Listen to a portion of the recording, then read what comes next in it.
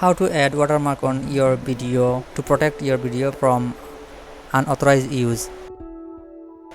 At first, open video editor like PowerDirector, Filmora or KineMaster. You can use any video editor.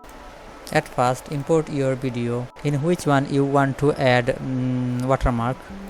Drag and drop this video on your timeline. Now click on text and select text only or general text. It should be non-animated text. Just drag and drop text style.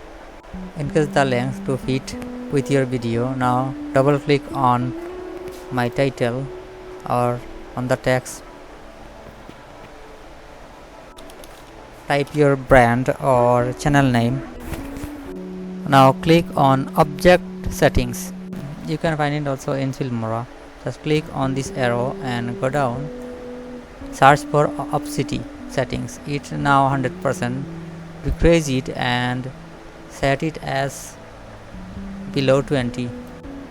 Now click on OK and test your video.